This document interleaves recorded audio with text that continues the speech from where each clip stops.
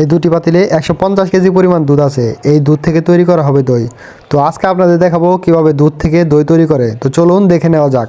দুধ থেকে দই তৈরি করার জন্য দুধে প্রচুর পরিমাণ জাল দিতে হয়, আর জাল দেওয়ার পাশাপাশি নাড়া দিতে হয়।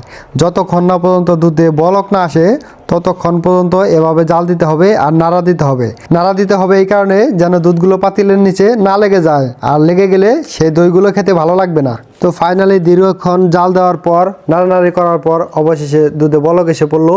আর বলকগুলো থামানোর জন্য উপরে পানি ছিটিয়ে দেওয়া হলো। দেখুন, পানি ছিটিয়ে দেওয়ার পর বলকটা অনেকটা থেমে গেছে। তো তারপর ফাঁকি দুধ আর চিনি দেওয়া হলো। এখানে 150 কেজি দুধের মধ্যে 4 কেজি ফাঁকি দুধ আর 25 কেজি চিনি দেওয়া হয়েছে। তো চিনি দেওয়ার পরে দুধগুলো আবার কিছুক্ষণ জাল দেওয়া হলো যেন দইয়ের ন্যাচারাল একটা কালার আসে। দেখতে পাচ্ছেন দইয়ের যে কালার, ঠিক সেই কালারটাই হয়েছে। এখানে কোনো প্রকার রং ব্যবহার করা হয় নাই। এখন নামিয়ে নিতে হবে।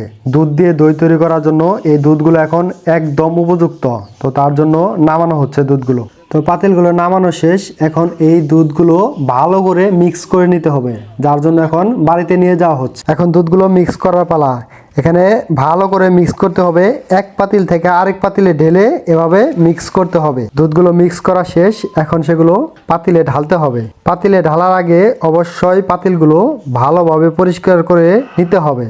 তারপর কিছু খড় বিছিয়ে সেই খড়ের উপর পাতিলগুলো সারি সারি বসিয়ে দিতে হবে। এখানে 150 কেজি দুধের জন্য 40টা 3 কেজি পাতিল আর 20টা 1 কেজি পাতিল বসানো হয়েছে। মোট 60টা পাতিল এখানে বসানো হয়েছে। তো ফাইনালি সবগুলো পাতিল ভরা শেষ আলহামদুলিল্লাহ।